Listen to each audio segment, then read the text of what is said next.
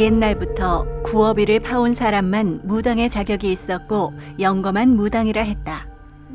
구어비란 무당이 죽을 때 자신이 사용하던 칼, 방울, 부채 등을 무덤 또는 주변 땅 속에 묻는 것이다. 요즘은 거의 찾기 힘든 현상이기에 꿈에서 구어비를 받아온 무당이 바로 천궁암 태산이다. 그는 무당이 되기를 거부하다 꿈속에서 할머니 무덤에서 부채 방울과 칼을 받아오면서 말문이 터져 무당이 되었다. 그리고 쪽집게 같은 점사와 불가능한 일을 해결하는 능력으로 많은 사람들을 어려움에서 벗어나게 해준 부산 연산동의 천궁암 태산 선생을 만나보자.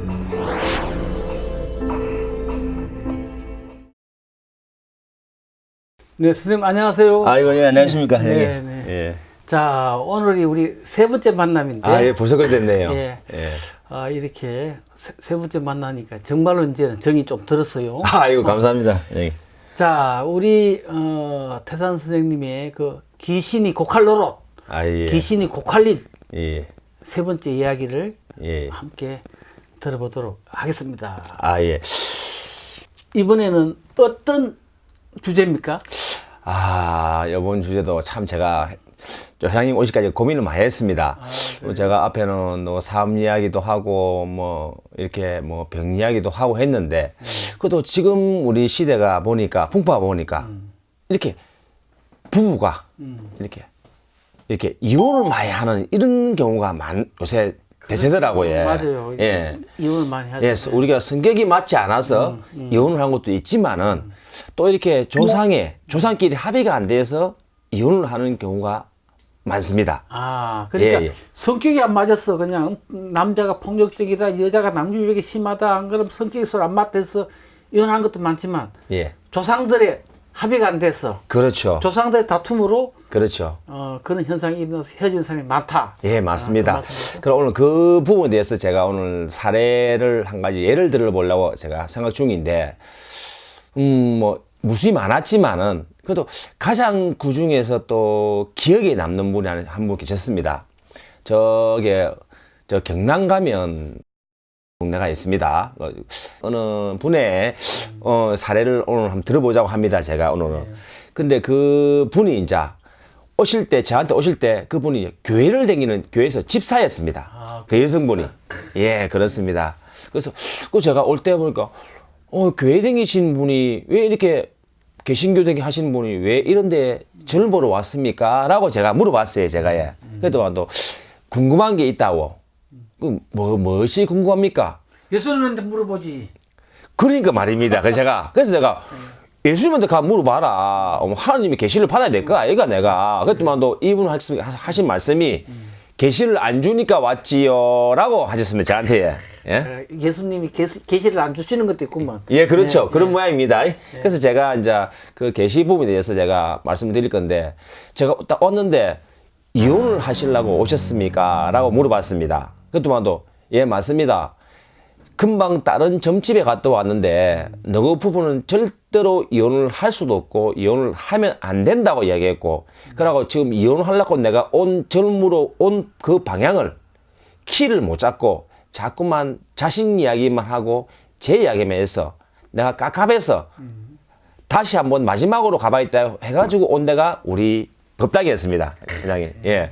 그렇게 오셨는데 그 내가 보니까 이혼을 안 하면 안 되겠다고 제가 말씀을 드렸습니다. 그분한테.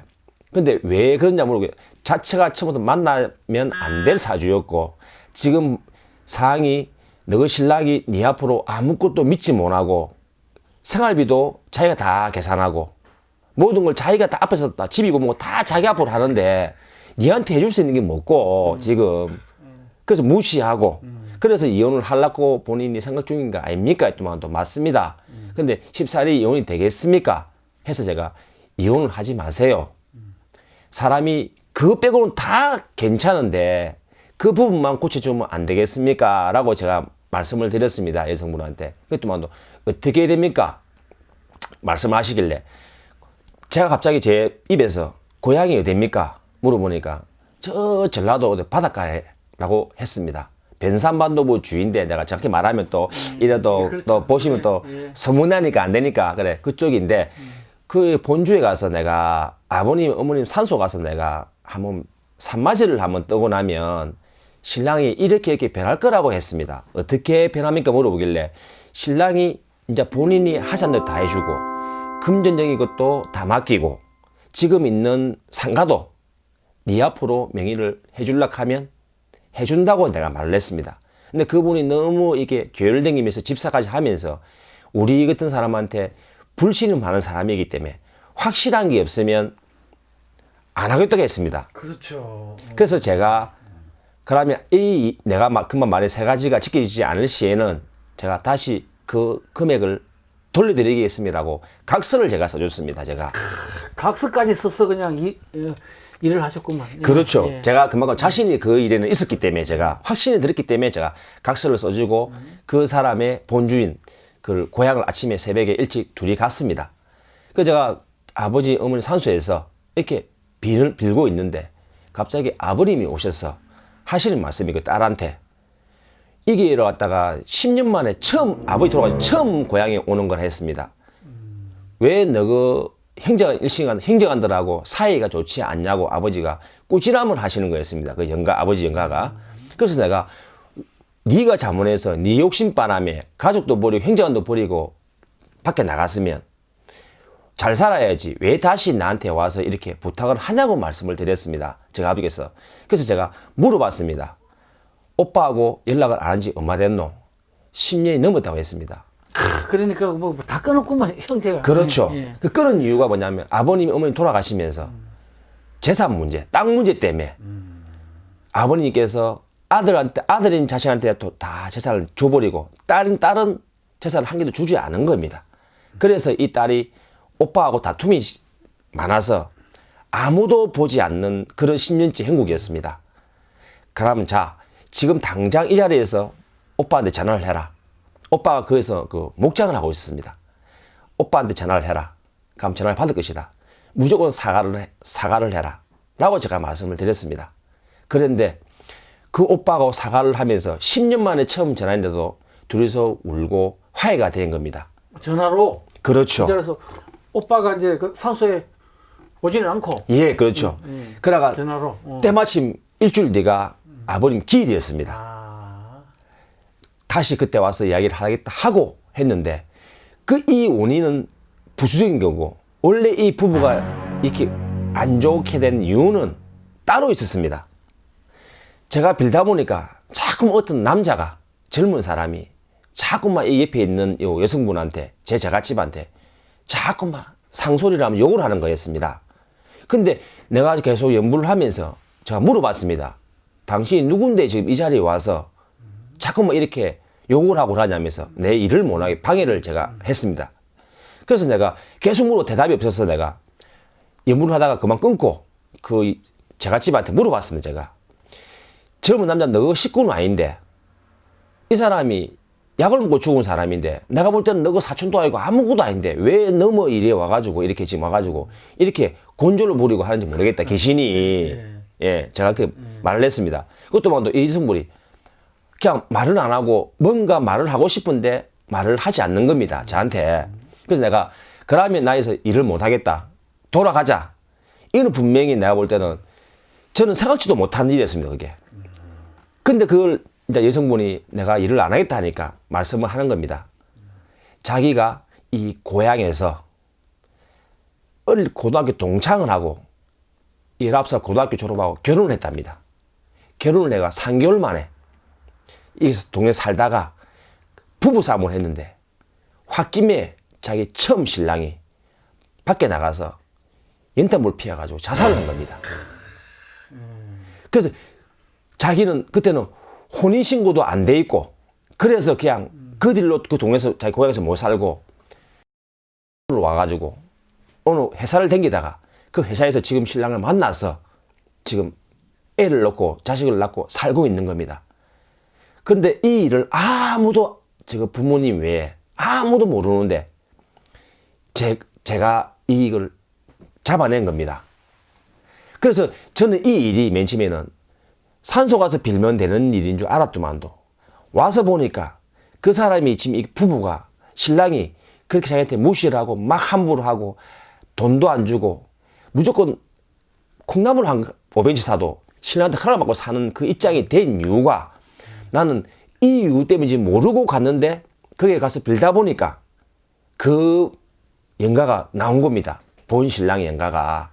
그래서 제가 이래 있지 말고 니도 자문했으니까 여기서 그만 푸시고 오늘 내가 이 고향까지 올 때는 다 이유가 있었네. 그 신랑을 본 신랑을 고향 사람이기 때문에 화장을 해서 그 앞 내가 있는 저 아버지가 묻힌 산소 그 주변 산에다가 그 부모님이 뿌렸다고 합니다. 그래서 내가 이게 온 이유가 내가 알지 못하고 왔지만 여기 와서 알아서 그 부분에 대해서 내가 풀어주고 나니 그 여성분이 오자마자 신랑한테 내가 이렇게 요구 조건을 이야기를 해라고 했는데 아무 소리 안 하고 다음 주에 집이고 상가고 다 네 명의로 해주고 한 달에 생활비를 300만 원 줄 테니까 네가 알아서 살아라 하고 집에 와서 밥도 자기가 해먹고 빨래도 돌리고 너무 잘 돼가지고 이 사람이 이제는 하나님을 안 믿는다고 저한테 말했습니다. 그래서 저한테 너무 고맙다고 또 이 법당에 와서 또 일주일 뒤에 와서 사례금을 주고 왔습니다.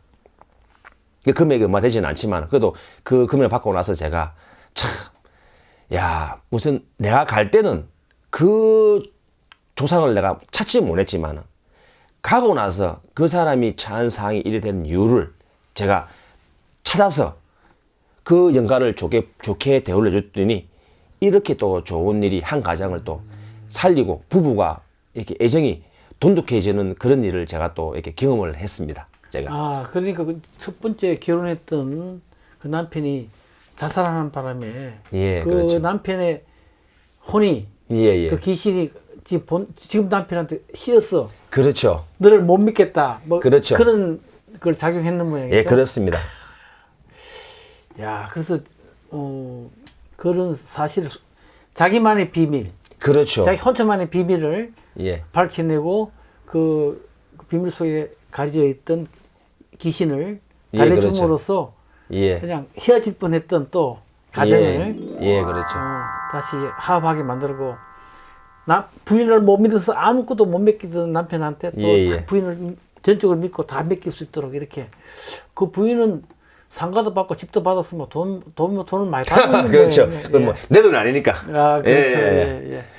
아, 또 그런 일이 있었구만요. 예. 그래서 제가 이제 여기 이제 방송을 보시거나 이런 게 관심이 있으신 분은 이 방송을 보시면 우리가 가족이 부부 관계가 자식 관계가 좋지 않다고 생각하지 마시고 무슨 원인으로 좋지 않는지 아니면 내가 이렇게 해봐도 저렇게 해봐도 안 되는 원인이 있을 때는 꼭 우리 이렇게 주위에 이 착하시고 선하신 무속인이 계시면 가서 상담을 하시면 우리가 충분히 이런 일도 해결할 수 있다는 것을 제가 오늘 이 방송을 통해서 제가 오늘 확실하게 제가 말씀드릴 수 있습니다. 네, 그러니까 자 우리가 귀신 곡할 노릇이다. 귀신이 곡할 일이다. 그렇죠. 불가능한 일을 바꿔버리는 그렇죠. 가능하게 바꿔버리는 일들인데 그것은 인간이 할 수 없는 일이죠. 그렇죠. 신들의 영역으로서 신들만 할 수 있는 일이니까. 예, 맞습니다. 자, 어렵고 힘든 분들은 우리 태산 선생님을 비롯해서 주변에 계시는 많은 훌륭한 무속인들 찾아가서 상담해 보시기 바랍니다. 아이, 고맙습니다. 자, 오늘 좋은 말씀 감사합니다. 아이고, 예, 고생 많았습니다. 네.